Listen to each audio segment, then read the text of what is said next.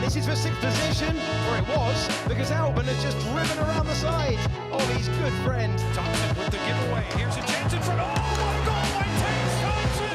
TNT blows it up. Or Quinn. Or Paterka. I think they perform better. You know, just they have better chemistry. They move on the ice better. They pass better. But it's adding on. It's just going into the whole Yeah, Grand it's Prix. adding on to the Drivers' Championship and the Constructors' Championship.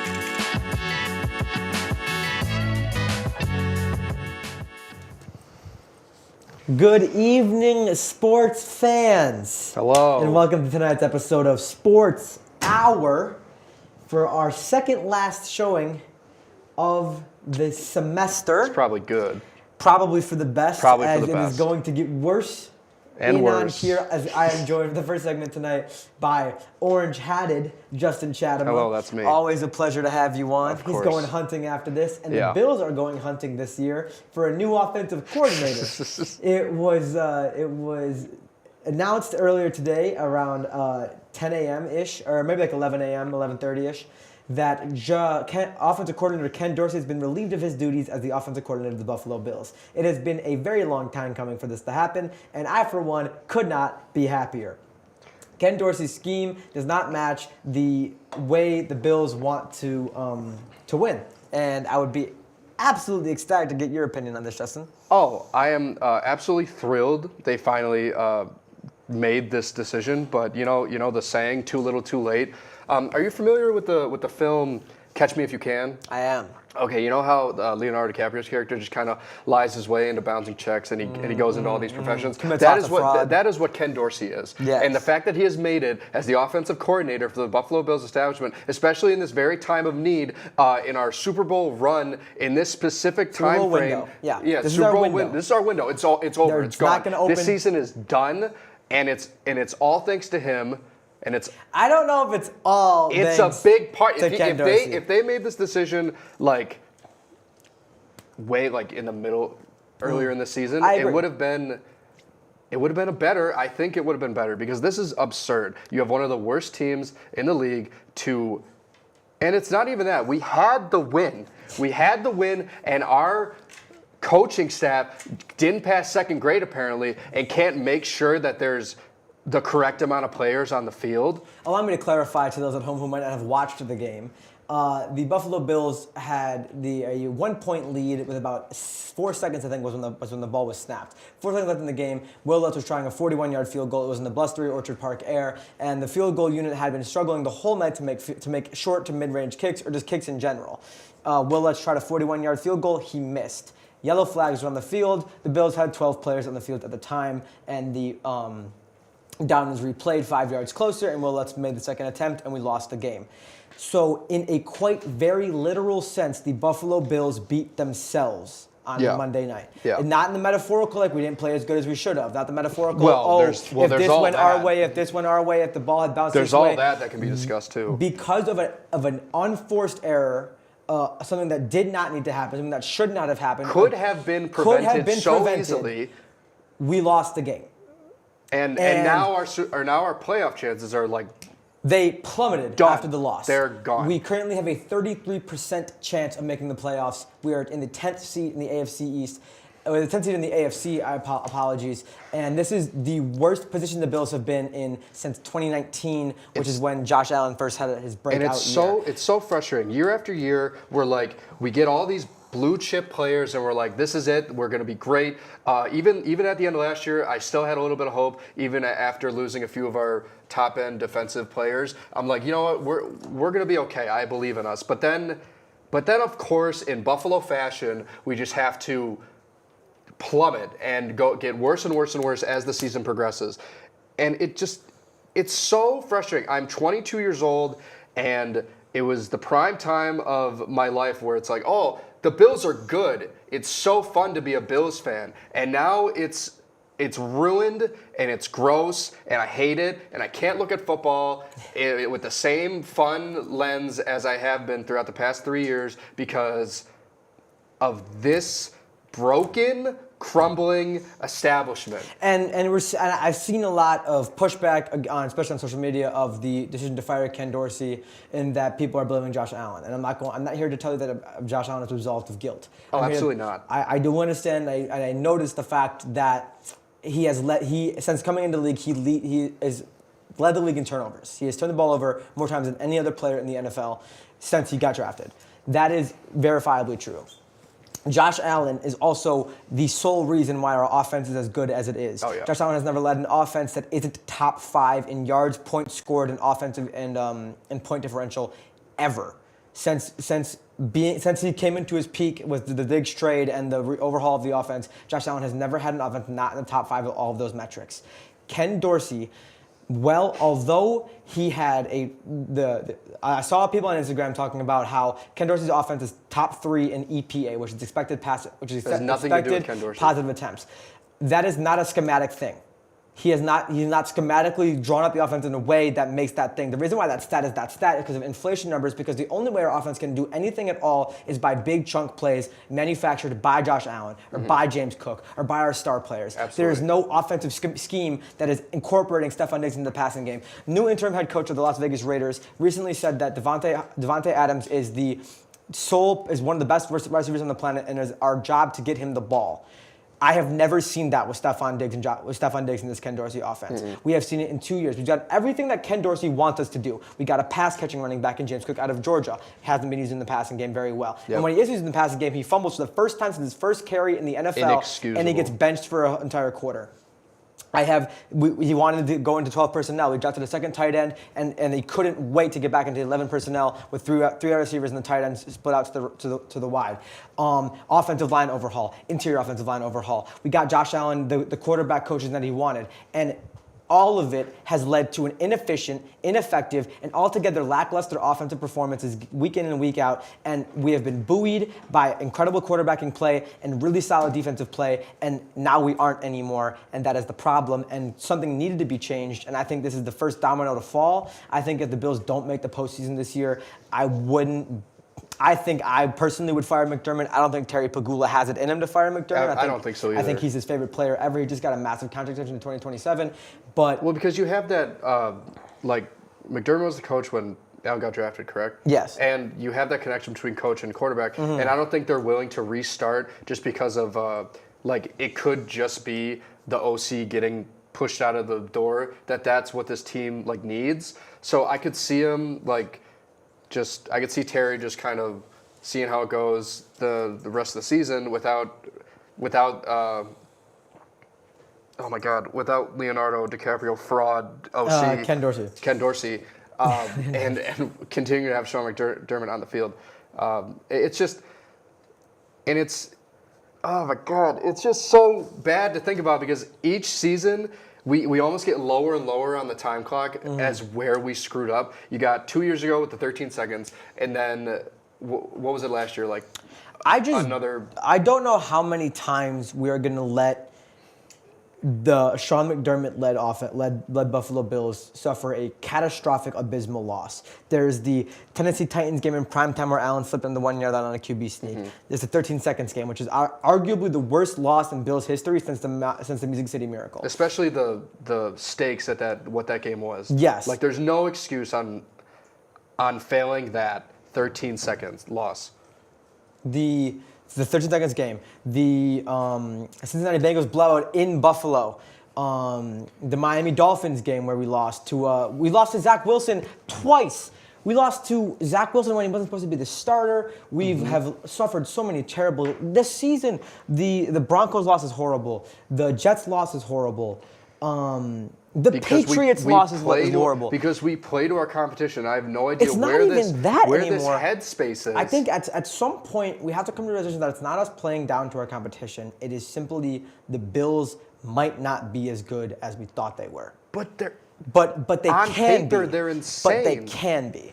And that's where I'm trying to go with this because Joe Brady takes over as the new interim OC. I'm not a huge fan of Joe Brady. I think the only thing that Joe Brady has ever accomplished in his coordinating career, he wasn't even the coordinator for the LSU Tigers, but he happened to have Justin Jefferson, Jamar Chase, and Joe Burrow on the LSU Tigers in college. Yeah. And to be honest with you, I think I could do a good offense with those players in college. That's a good claim. Yeah. But I don't know. I know that something had to change in the organization, and I think this is the easiest one to change, considering we don't have a defensive coordinator at all. And I think his claim could be higher up if Joe Burrow wasn't Joe Burrow. Right, or if but, Justin Jefferson and Jamar Chase were human beings. Exactly, and they weren't like superheroes. But something had to change, and boy, am I glad it did. It'll be Too little, too late, a little bit. It'll be interesting to see how the rest of the season plays out. Maybe we'll go undefeated and finish 12-5 and win the Super Bowl. I think that'd be great. That'd be insane. Maybe That'd be Joe awesome. Brady lights a fire under this, but yeah, the seat is hot in Orchard Park. Ken Dorsey is gone, and it's like I felt a million souls cry out all at once. If you ask me what I would do if I was the owner of the Buffalo Bills, I would fire McDermott at the end of the season, even if we do really good, and hire Ben Johnson, the offensive coordinator of the Detroit Lions. But that's just my call. Or Eric Bieniemy, I think he's also a really good option in the Andy Reid system. But I think we need a coordinator who is going to tell Josh when he messes up. Yeah, that too, because he's not a golden boy. He's never not at fault here. Okay, and there's faults on both sides. Yeah. Because I think we tend to put a lot of pressure on Josh Allen, and we also keep him, I think, on a really, really tight leash, because I feel his urge to, like, nothing's working out here, I'm gonna run the ball myself.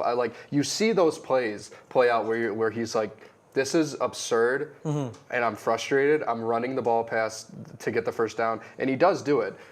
And I don't know where I'm going with this, but there's faults at both ends here.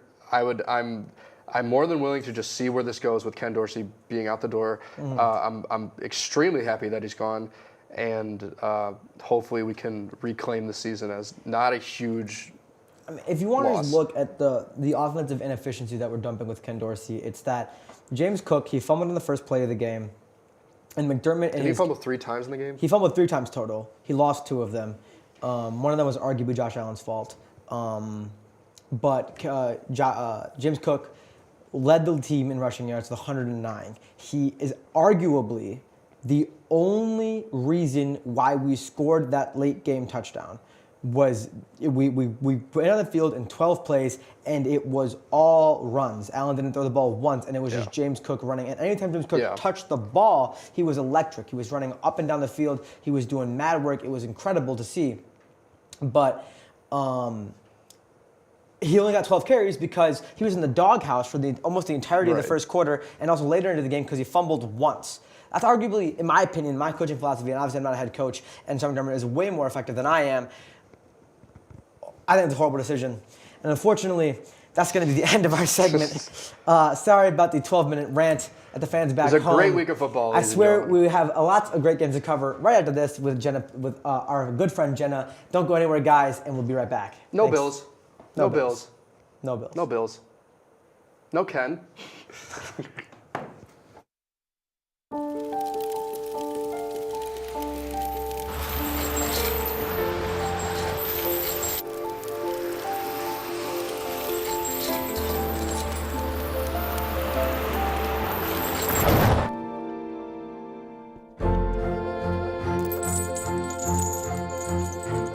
Did you know dragging chains can spark a wildfire?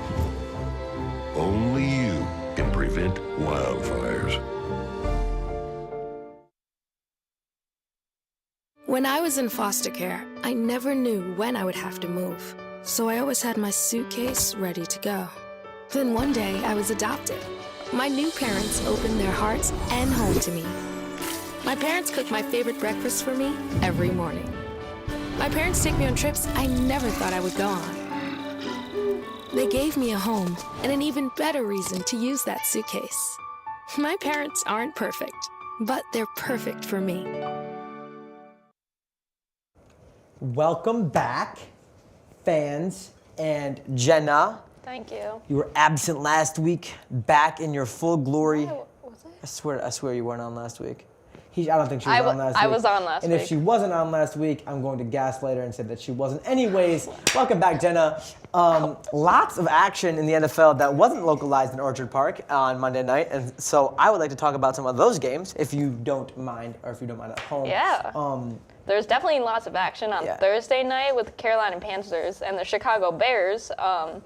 Actually not. That was a lie. But there's not a lot of action.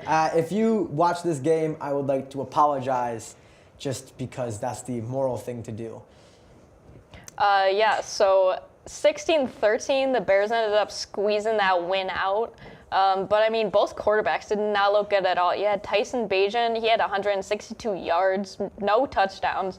Bryce Young, 185. I just don't know. 38 attempts. He threw the ball 38 times, and he could only muster 185 yards of passing. Just, Carolina, I think you're just cursed forever. I don't know. You guys haven't had a good quarterback since Super Cam, and even then, I don't know. I don't think it's the answer, but I mean, just honestly, a gross display of football. Both of these teams are in the low 5 of the NFL, and I mean, Bears 3-7 after this. It's one of the rare situations where the Bears winning the game increased our odds of getting the first overall pick. They own Carolina's first, as they traded back last year, and Carolina traded up for Bryce Young. And so in beating them, they increased the probability that they get the first overall pick, which I think is good for them.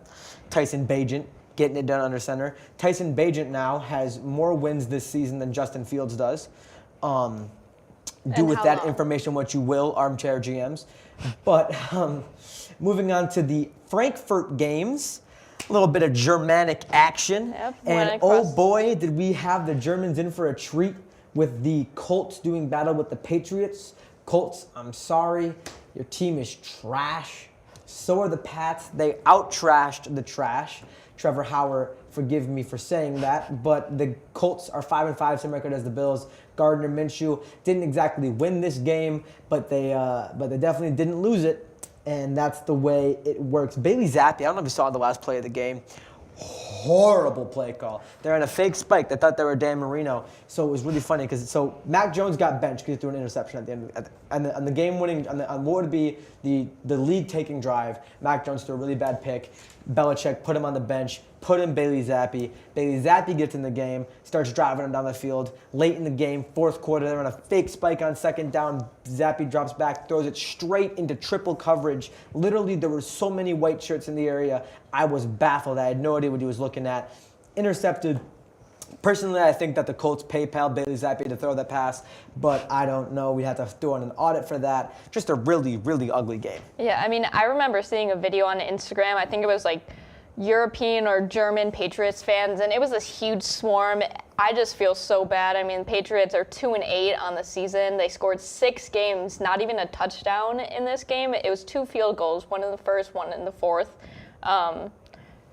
Yeah, I don't know. I mean, Bill Belichick, he has had some great seasons and everything, but I think he needs to learn how to actually play with someone besides. Who's not Tom Brady. Yeah, besides who's not the Tom best Brady. quarterback ever.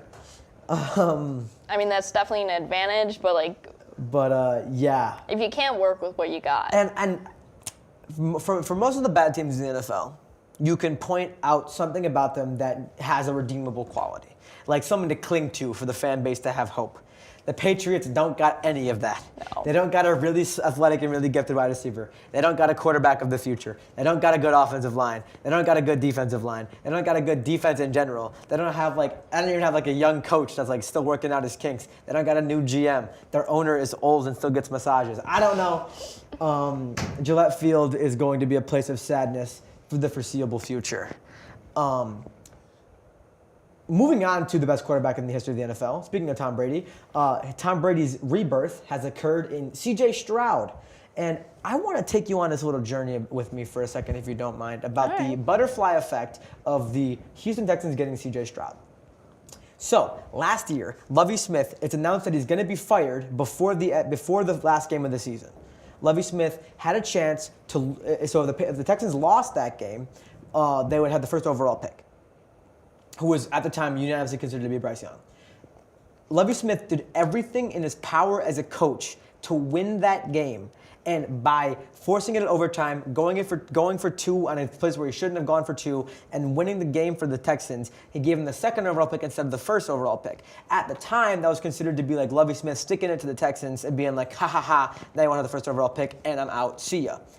Turns out it was a huge blessing in disguise as the Texans got their guy, C.J. Stroud, second overall, because the Carolina Panthers took the bullet and drafted Bryce Young, and boy, is this kid special. Yeah, I mean, that was not a good pick for Bryce Young for the first, but CJ Stroud, I mean, he has just been on fire. I mean, with 5 touchdowns last game? Yeah, last week he threw 5. Last week, 356 yards. He completed 23 out of 39. He did throw an interception, but it is not as bad as Burrow's 2 interceptions throughout the game. Yeah, I'm just excited to see what he keeps doing.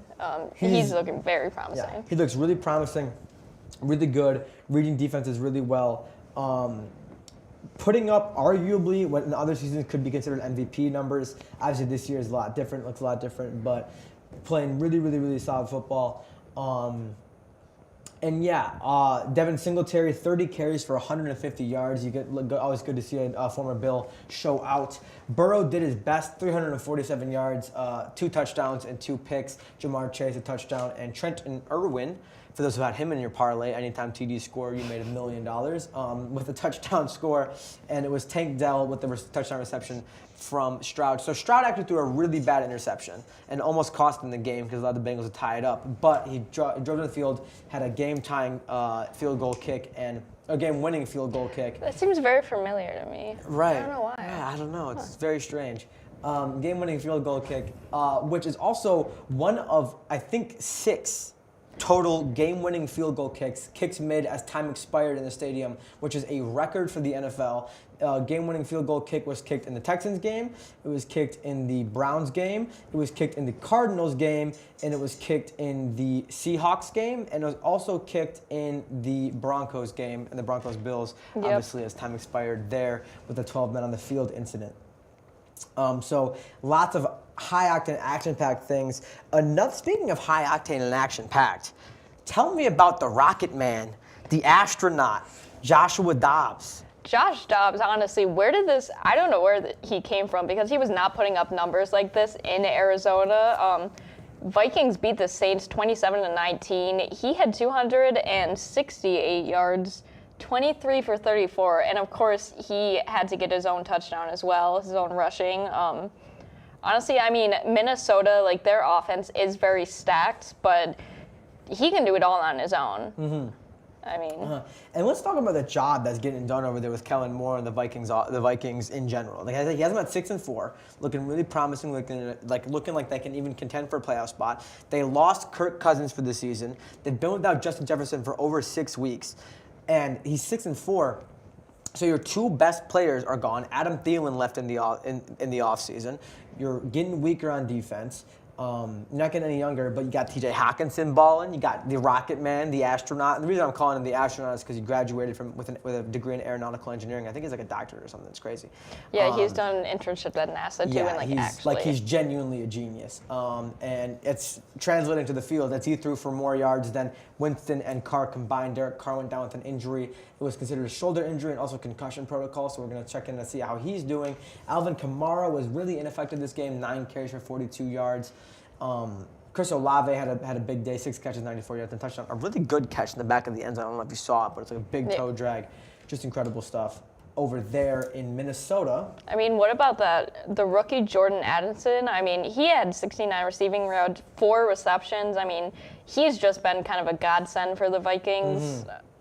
And that was a pick that people were scoffing at during the draft. They're like, "Oh, Jordan Addison, what a pick! He's going to be terrible replacing Adam Thielen." Well, he's doing a pretty good job so far. Who's laughing now? Who's laughing now? And who might be laughing are the people of Pittsburgh as they continue to find ways to win football games. Here's a stat for you. The Pittsburgh Steelers have been outgained by every opponent in every game this season. That means every time they played a team, the other team has accrued more yards in total offense. They've moved the ball more than the Steelers have. and they're 6-3. And I think it's incredible. It's incredible. Mike Tomlin is a wizard. I mean, it's incredible as well. Both of these quarterbacks, I mean, Pittsburgh still won this game, but Kenny Pickett, if you look at his stats, he had 126 yards. Trash. Jordan Love had 289. He had 2 touchdowns. So, I mean, honestly, you have to owe this all to Pittsburgh and like players like Najee Harris who had a run. It's just. Yeah, for sure. Okay. And I think, unfortunately, Jordan Love is suffering from what I like to call the Aaron Rodgers curse in Green Bay. Green Bay is allergic to drafting new receivers. They are allergic to it. Here are the top receivers from this game in Green Bay. Jaden Reed, Luke Musgrave, Dontavion Wicks. Those are the top 3 receivers that, in terms of 30 yards accrued in this game of the Green Bay Packers. If you knew any of those names before I just said them to you, congratulations. Buy yourself a cookie. Enjoy some key lime pie. And I'm so very sorry, Jenna, but we are out of time. And I'm going to have to go draft a new analyst to talk some puck with me in no time. So don't go anywhere, guys. Until the channel, we'll be right here. See you guys real soon. This one's for the real ballers and shot callers, the sisterhood of women in tech. They're discovering cures, building apps, and programming the blockchain. They're CEOs, worldwide hustlers who can make it rain. They're tearing down the old boys club and seeing big gains. Because when women in tech come together, you know they make that change.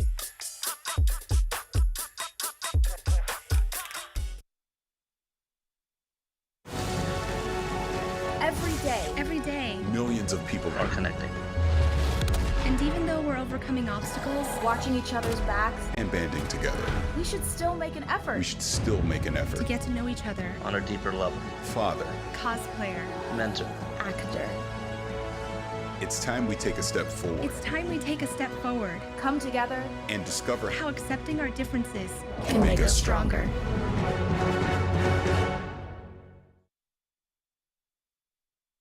How prepared is your family if a hurricane shows up at your doorstep, or a flood, or a blizzard? You can't just turn away a natural disaster. That's why it's important to go to ready.gov/plan now. It has the tools and tips you need to make an emergency plan with your family. So if disaster comes knocking, let's go. You'll be ready to help keep your family safe. It's just a pizza. Yes. Make a plan today. It is an awful time to be a Buffalonian. Wouldn't you say, Brent? I think I would have to agree. It's a pleasure to have you 1000%. on. He says wearing his Buffalo Bills quarter zip, and he says wearing his Buffalo Sabres hat. The Buffalo Sabres hat are currently trailing the Boston Bruins 5-0 right now. The Bruins have scored 5 goals unanswered on arguably our best goalkeeper in over a decade.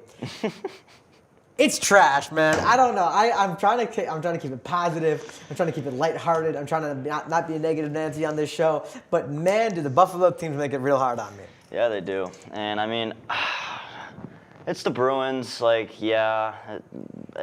The Bruins always smack. They're always going to be a good team every single year. And like, honestly, their 5 goals, half of them is our defense's fault. Their first goal was they shot it, and instead of our defense clearing the front of the net, they just left the puck sitting there for a free rebound, wide open net. Second goal was a cross crease to Pasternak. I don't know why there's no guy covering him. The third goal, our former goalie that's playing on the Boston Bruins right now, Olmark, skated all the way to the top of the circle, almost blue line, to play the puck, deked out 2 of our guys, and then passed it down for basically a free goal. And then their fourth goal was Owen Power doing his classic one move a game giveaway to the front of the net to a wide open Bruins player for another free goal. He loves that. He loves doing it. I feel like, I swear, if you want a fun game to play at home, get like a tally marker, get like a whiteboard and an expo marker, And every time you see Owen Powers set up one of their players beautifully in the slot with a turnover, you just tally it up. And at the end of the game, like if I had a nickel for every time Owen Power has put a puck on a platter for the oncoming winger, right up in there in the slot, dead ahead of Devin Levi or whoever's in net, I would have I'd be so rich. I wouldn't be here. You would have a good amount of nickels. Yeah, I would be I'd be going to RIT. I'd be going somewhere. I'd be at Syracuse. I'd be up there in U of R. And if we don't score this game, that'll be 2 straight games in a row that we go no goals scored because Shut out. The Penguins, apparently we can't figure out how to score on Tristan Jarry. And to be fair, Linus Ullmark is, I think, the best keeper in the league. As of right now, yeah, in reality, he probably I think is. Linus Ullmark is the best goalie in the league. I think the reason why the Bruins fell apart last season in the playoffs was because Ullmark was hurt and they played him too much, and Swayman isn't as good as Ullmark is. I think Ullmark is the best goalkeeper in the league. 18 saves, 18 shot attempts on him, 18 saves, and I don't think he's been challenged really at all. No. I don't think any of them have even really bothered him. And that's the difference between, like, for this game specifically, between us and the Bees, that is the difference. Like, when they're in our zone, they fire the net. They may cycle it like a few times, but then they get it right to the net and they crash the net. We don't do that at all. We like to cycle it. We were in their zone for like 2 minutes in the first period, and all we were doing was just cycling it around, cycle it around. And then maybe we'll get one shot, and then we don't even crash the net. Like, Baran said it after the first period in the little intermission interview. Oh, we're back. Wow. We're back, baby. All right. Buffalo Sabres have put one in. So we scored. Rome was not built in a day, and Man City is still in this. The Buffalo Sabres have scored. It was Olofsson. Wow. Because of course it was. Because why not? Because of course it was Victor Olofsson. Because why not? And it was a 5-on-5 goal. Probably his first one in his career. Yeah, I think the first time we scored 5-on-5 in 2 years. Hey, at least we broke the shutout. Yeah, hey. Yeah, you know? At least we didn't get shut out in the key bank. At least Trevor and Jake got to see a goal. But he has the worst goal song too. It's awful, I think. I mean, we haven't heard it all season because he's trash. Isn't it like gimme, gimme, gimme or something? Maybe. I don't know. The Bruins are 11-1-2. The Sabres are not. Victor Olofsson chips into that lead, you know. Hey, who knows? Maybe we're shooting the greatest comeback on ice. Hey, you never know. I am doubtful. We are wearing our Royal Blues. Here's my question for you, analyst Brent. Why does Donnie Meatballs hate playing good players? Ryan Johnson's arguably our best performing defenseman right now, and he's getting scratched weekly as a healthy scratch. We're still throwing on this Eric Johnson line. We're still playing this Connor Clifton line. Why isn't Ryan Johnson getting any minutes? Why is Brandon Bureau still hanging around the top, the bottom 4 lines? I don't get it. I don't get it. He's like a bottom 6 forward. Oh, Johnson's playing tonight. Is he? Yeah. Yeah, he is playing tonight. Probably got like 2 ice minutes on a penalty kill. I wish I would say how many minutes he's gotten, but hey, he's got a shot on net. That's something, you know? But yeah, his first game with us was what? That was the game against the Leafs? Yeah, it was against the Leafs. Got an assist on Skinner's goal about 2 weeks ago, something like that. But yeah, I mean, some of these guys that were getting up from the Amherst, like, they're really not that bad. It's just like, the voice sucked. Like, yeah, like these forwards, they're just not used to, like, I feel like calling players up from the minors in the NHL, like forwards, they're a little harder to adapt. Yeah, forwards adapt slower than... Because they're going against, like... Defensemen do. Like, good guys every game. Yeah, they just have different responsibilities, too. Yeah. Like, obviously, because they play different positions, but also, like, I think, especially in the Sabres system, which is not very complex, the defensemen have an easier job of, you know, giving the puck in the slot to Hampus Lindholm, who buries one top shelf on Devin Levi because he can't reach one. And I feel bad for Devin right now because, honestly, I feel bad we don't have defense tonight. I feel bad for the Howers and those in attendance at the Sabres game tonight because they have to watch Tyson Jost get ice minutes. Okay, see, that is an argument that I will always have. Why is Jost still on our roster? Why is he still in the NHL? Why is Send him Olofsson somewhere. rostered? Why is Jost rostered? And to all the fans at home, I know we talked about it last week, Patrick Kane's not going to be the answer for this team.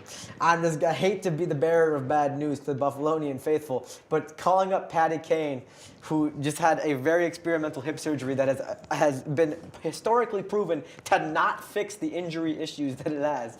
I just don't get the double standard that with Jack Eichel, we had to trade him away because he wanted to get surgery on his neck, that we're like, oh, that would never work. It's not going to go anywhere. We haven't cleared that. We haven't cleared that surgery, that operation. And then going to be like, hey, 96-year-old Patrick Kane with the bum hip, do you want to come lace him up for the Sabres? I don't get it. I don't get See, why. there's a lot of mixed opinions, and I'm honestly on the other side of that. Just because our vets right now, Oki, who I think he might be one of our Gergensons too.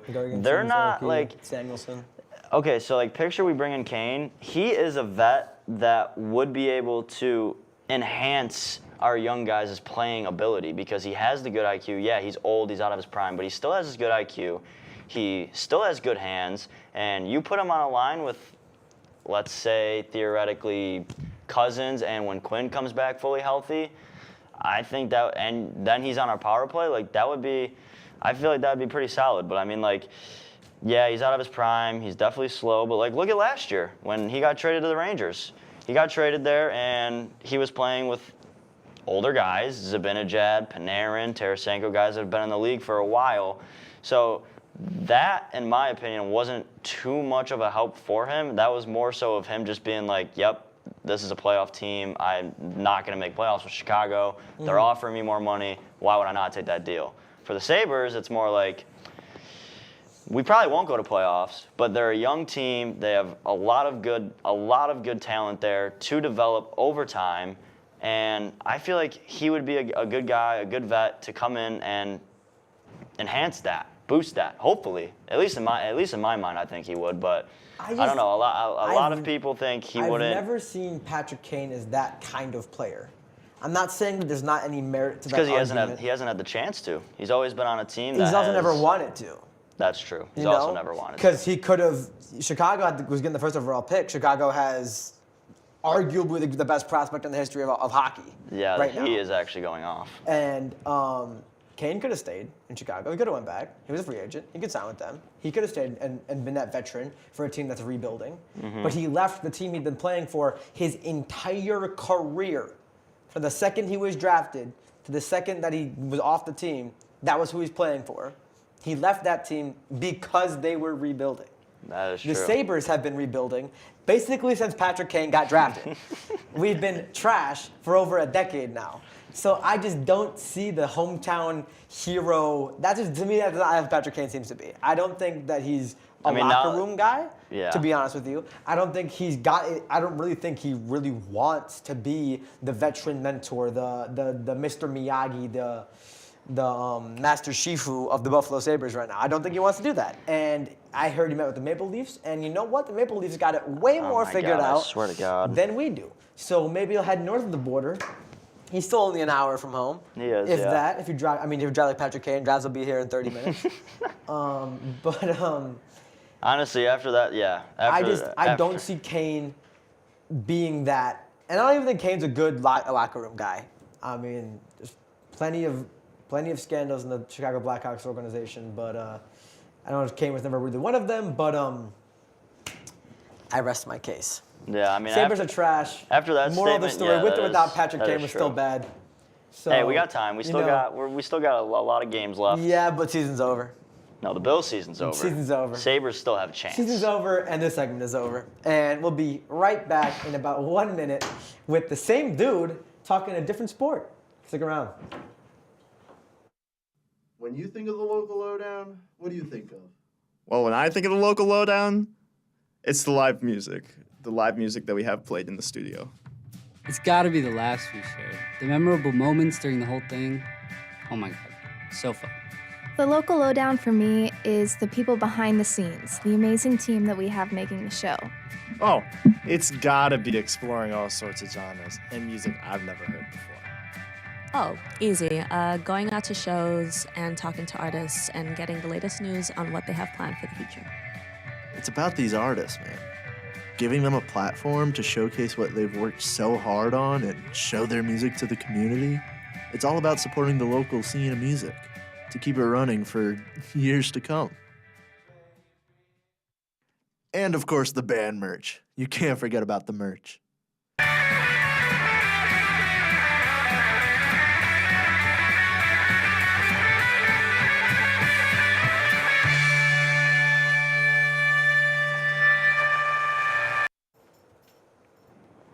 Welcome back.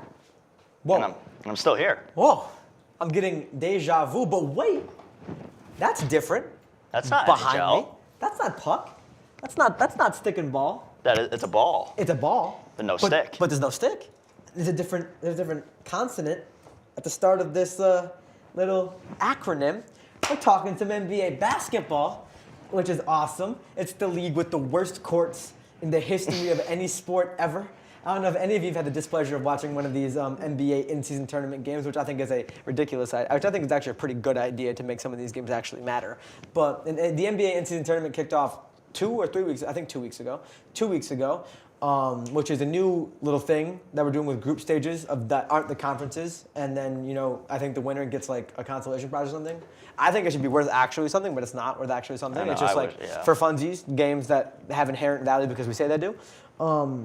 Those are all going on. They got the new custom courts for them, and they are atrocious. I don't know if any of you have watched them. The courts look awful. How do you feel about Phoenix's court?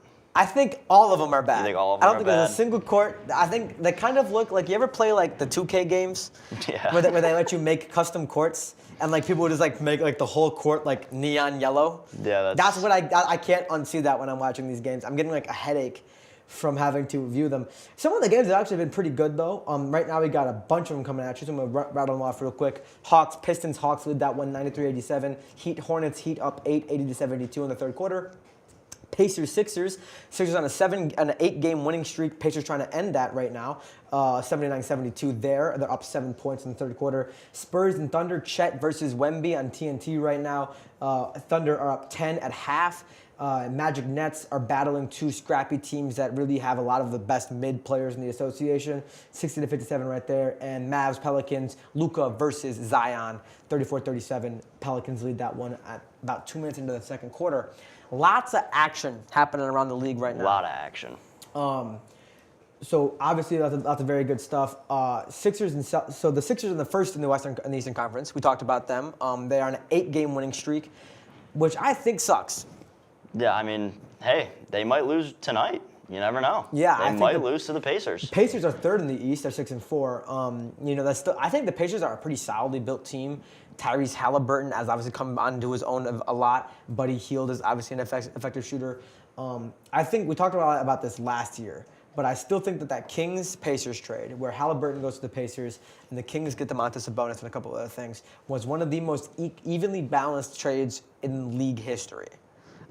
Because it's working out for both of them. Both teams got better after the trade, which is a very rare, like not better like theoretically, not like, oh, I gained draft picks and draft capital and you gained a good player. They both gained good players. They both gained good draft capital. They both became objectively better teams statistically and also otherwise because of that trade.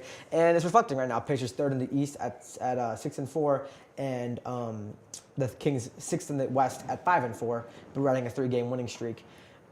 Basketball's a streaky game. I'm sure you understand that.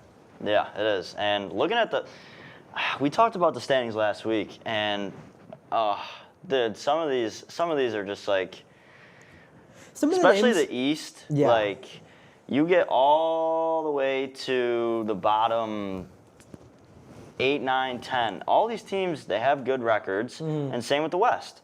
The one team, though, that is really, really being a little iffy, that I feel like shouldn't be that iffy, are the Lakers. Yeah. I mean... Yeah. They're 5-5. They're 5-5. 10 games in, they're at 500. LeBron, still being LeBron. LeBron will always be LeBron. LeBron will be LeBron until he dies, which is just a truthful statement about any person, ever. Yeah. But he'll be like LeBron-esque. There's a certain connotation with LeBron. He always carries that. Anthony Davis, though, that's where I start drawing question marks with this Lakers team. Yeah, he's not... I feel like he's not performing as people think he should be. And it's not just that he's not. He still has it in him to be a really good player. I think he's really good defensively. I think he's a good offensive rim runner. I think he spaces the floor pretty well. I think he does. I think he impacts the game overall incredibly positively when he's on the floor. So rarely is he always on the floor. He hasn't put a full season since he left New Orleans for A, and B. When he's when he is on the floor, very rarely is he fully healthy. So at 100%, I think Anthony Davis is a top 10, top 15 player in the league. He hasn't been 100% in over 2 seasons. Yeah, I don't think he's been 100% since the bubble when the Lakers won their last championship. So I think sort of like how a success of like NFL teams always hinge on a certain player playing really well, like the Bills obviously. Like with Josh Allen's playing off, it's a really low probability we're going to win the game. I think Anthony Davis is in that same vein as like if Anthony Davis is in the 100%, if Anthony Davis can't give it his all at any given night, the Lakers are in troubled waters. Yeah, I definitely agree on that. I mean, you can't be like a consistent good like the Lakers franchise. They are consistently usually a good team year in year out. High expectations. If you have these good players on your team, AD, and he's not healthy all the time, that makes it harder for players like LeBron. And when you take LeBron off the court to sub him out and say AD is hurt, he's not hurt right now, but just let's say if he was hurt, then what happens? Yeah, and that's a really good point. If you look at the statistics of LeBron when he's on the court and LeBron when he's off the court, the weighted net rating of the Lakers with LeBron on the court is like plus, like I'm guesstimating, like let's just say +7. The weighted net rating with LeBron off the court is minus like 11. Like the Lakers with LeBron on the court and the Lakers without LeBron on the court are 2 entirely different teams. It's incredible to see how much an impact one player can have, and he shouldn't have to really make that much work by himself. He has other players. He has Anthony Davis. He has Austin Reeves. He has Lonnie Walker. He has Malik Beasley. He's got all these guys that are to run their offense without him, and really not. They're 5-5, and the worst part is they're not even the worst team in LA because the Los Angeles Clippers, who I think this is the last season of the whole experiment. I think this is it. The LA Clippers went all in again. I don't know how Steve Ballmer keeps doing it, but he manages to keep hurting his team even more. They traded for James Harden, who is arguably a shell of his former self. He's not the beard anymore. He's not even he had a quote. He had a quote where he said, "I am not part of a system, I am the system." James Harden, you haven't been a system since 2018, 2017 even. James Harden, you have ran from every team you have been on in the last 4 seasons. The Rockets, they got you what you wanted. They got you Chris Paul, didn't work out. They got you Russell Westbrook, didn't work out. You leave Houston, you fly over to the Brooklyn Nets. You team up the biggest super team KD ever in Kyrie. history. Kevin Durant, Kyrie Irving, 2 of the most highest individually skilled players to ever pick up a basketball. Doesn't work out. It doesn't even last a full season. Nope. You guys didn't even get past the halfway mark before you got started. They pretty much just blew up. So you leave. They blew up. They just blew up mid-season. Like the Eakin Flames. they were just gone. James Harden hopped on Dreamweaver, looked up trade destinations. Oh, Philadelphia is taking new jobs. I can go hook up with Daryl Morey again, my former GM in Houston. I'm sure he'll still want me, and he does. They trade Philadelphia, trades for James Harden. It doesn't work out there. You don't even suit up a game this season. He ate like 8 fines for not playing any games or showing up to training camp. He gets booted to LA, where they're 3-6, and they haven't won a game since James Harden arrived on the team. How can you be the system if the system exclusively loses? With you. That seems like a pretty trash system to me, James. I don't know. And another player that we just mentioned on your little rant there that also has done the same thing is Durant. Yeah, KD. He runs from every team he's on, and same thing happened to him. He went to Golden State, yeah, got but what at he least wanted. Kevin Durant's quiet about it. That is true. Kevin Durant, there's a whole thing where he's like, oh, he's a snake for leaving Oklahoma City Thunder. I don't really buy into that whole like being a snake. Maybe at the time because Russ didn't leave yet, but then, okay, picture they both stayed there. They're both leaving within the next 2 seasons anyway. Yeah, it's not like they didn't really have anybody. So like. Yeah, I don't know. Everybody's just calling him a snake during that time because he went to arguably one of the best teams in the league during the time, and then he went and won a ring. But he won a lot of rings. He won a lot of he won a couple. But he won like 4. I think that was a good call, personally. But like the thing is, there's a difference between signing with a team in free agency and demanding a trade. That is true. Because once you're a free agent, you can make your own decisions. I think that's fine. But demanding a trade from a team that traded for you, I think is ridiculous, and I think that all James Harden can do is leave. And unfortunately, Brent, right now it's time for us to depart this segment, hopping on to some sports racing with Katie Lee in just 1 minute. Don't go anywhere, guys. We got an action-packed Formula One segment for you guys coming right up.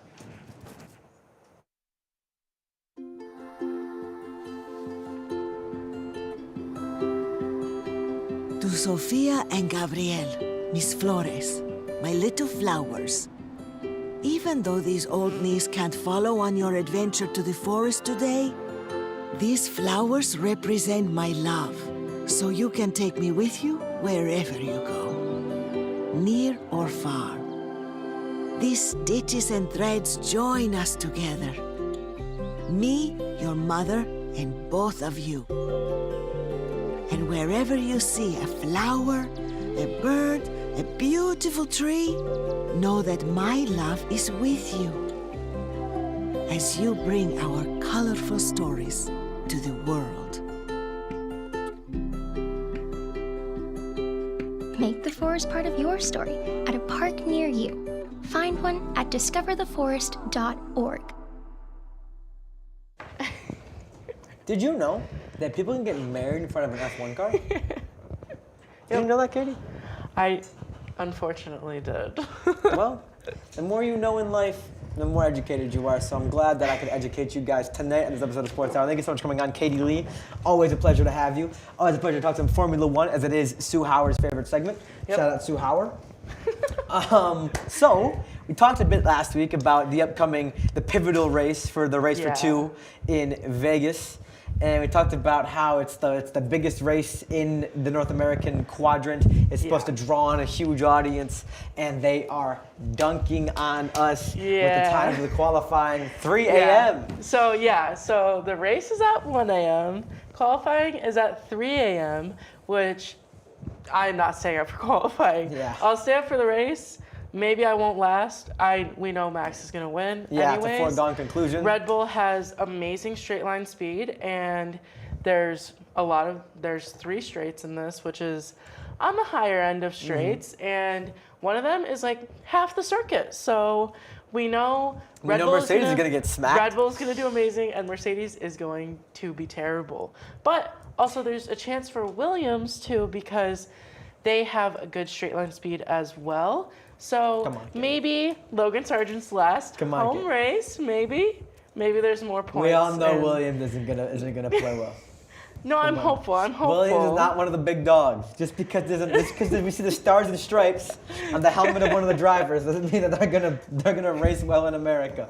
We saw it in Mexico with Sergio Perez. Home races are always a trap. Yuki Tsunoda got a point on a technicality in Japan. But Logan Sargent's last home race, he scored his first point. You know what I'm hearing right now? There's hope. There's hope. I'm hearing copium.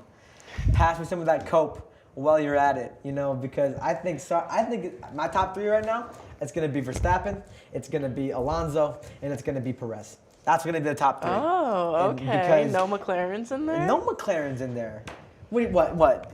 I think Perez is gonna. Well, I think Perez is gonna pit maneuver. He's probably gonna DNF. Yeah, Perez is probably gonna crash. You're right.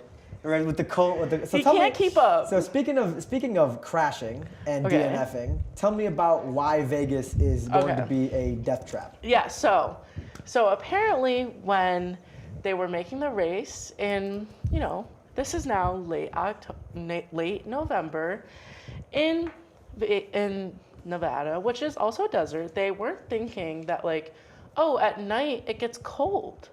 So I was actually looking up the weather, and for Thursday, because this race, it kind of starts tomorrow. Tomorrow's media day, and then Thursday night is practice 1 and practice 2.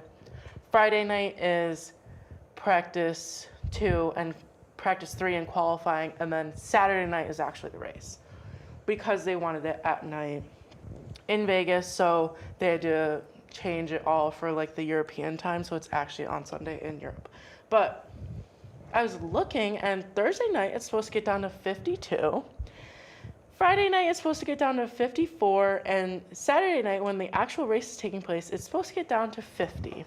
Now, you want warmer track temperatures because tires need to warm up and they need to get sticky and burn a little bit of rubber to have traction. If not, the cars are sliding around. We see it in rain when the track cools off. Obviously, in rain, it's wet, but we see it when the track cools off. The cars slide around. You want the atoms in the track to be grooving, moving around, ready to bond with anything else that touches it, and that's where we get the good coefficient of friction, and the friction holds the car to the track. Friction holds lines. Friction is basically all that matters in F1 is maintaining friction between the tire and the track, so you can turn as tight as possible at the highest speeds possible. When you have a track that isn't gripping well, that doesn't have good friction because it's cold, you're gonna see lots of crashes. You tie that low temperature, low friction, low traction track with a racer like Sergio Perez, and you see people's lives are on the line. I think Perez should take one for the team and just pull a what's his name? The McLaren driver didn't even do DNS last week. Someone didn't race with DNS last week? I swear to God, someone did. Charles Leclerc. He crashed out on the formation lap. Yeah, he DNS'd. Did not start. Yeah, but also let's do one of those. Not gonna help the crashes is the pit lane exit is on a corner. And when you have a pit lane exit on a corner on the racing line, obviously a racing line is where you're going to get optimum speed and performance, and the cars are going to race on the racing line. It just obviously they're going to. And so when you have the pit lane coming out on the racing line, on a corner there's going to be crashes, and it's not safe. And Vegas, they've turned it into this big event, because it's Vegas, whatever. I bet the Sphere is gonna be all over this one. Yeah, and they drive right by the Sphere, so there's concerts in the Sphere. I was looking it up. They have Blue Man Group performing on the opening ceremony. They have Will.i.am. They have Journey. A bunch of people, but they're turning it into this spectacle. And yes, it's Vegas. They got a wedding going on. Yeah, and yes, it's Vegas, whatever. But at the end of it, it's racing, and you have to actually worry about the track and everything. Formula One put all this money and time and effort into making it this whole thing that's gonna draw in a bunch of new viewers and bring a whole new audience to the sport. But if the sport that's coming off a Grand Prix with 5 DNFs, 5 racers crashed and were unable to complete the race, coming into a worse track in worse conditions at a later time. The drivers have to stay up till 10 p.m. The race starts at 10 p.m. for them. Yeah, it's 10 p.m. local time. Qualifying is at midnight. Local time. Insane. Which is crazy to ask them to do that. And yes, they've had time to adjust, but they're used to racing during the day, and most of them are all from Europe, and they've all lived there for so long. So to kind of ask them to do this and mess up their schedules this much, it's kind of crazy. I don't know. I think it's crazy, but yeah, I agree. I think it's wacky what they're having the boys do. Yeah, another mess for Vegas is the actual Formula One tried putting up blockades in Vegas, so people just walking by couldn't just watch. And then people were tearing off the film on the blockade because that's annoying. Yeah, that is annoying. But then they successfully put up blockades, and then they put the blockade that you can't see, and then a barrier so nobody can peel off the thing. And also, apparently the paddock isn't done.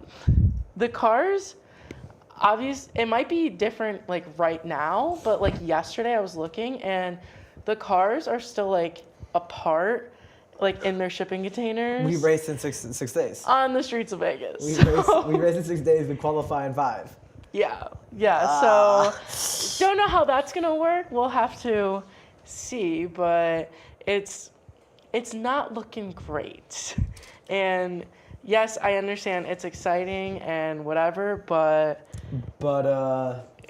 three things are certain in this upcoming weekend. Verstappen finishes first. Perez causes a crash. Yeah. and McLaren goes home upset. So sorry. Well, Ferrari also going to go home upset. I'm so sorry.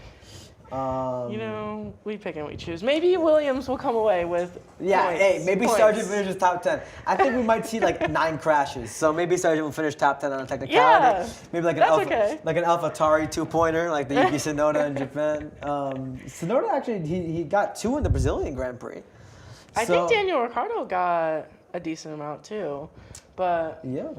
So maybe we'll Ricciardo did not finish in the top 13. He got lapped.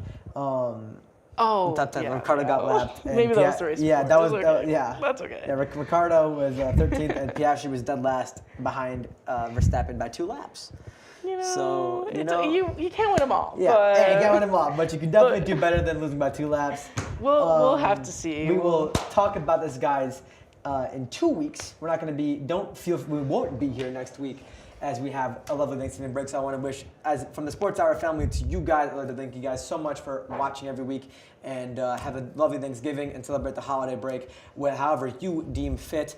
We're gonna have a great old time here in the Business Hendricks Hall. We'll be back in 2 weeks with some awesome coverage for all you guys. Don't go anywhere. Don't miss us too much. As always, have a great night. Thank you guys so much. Have a good one. Peace. Bye.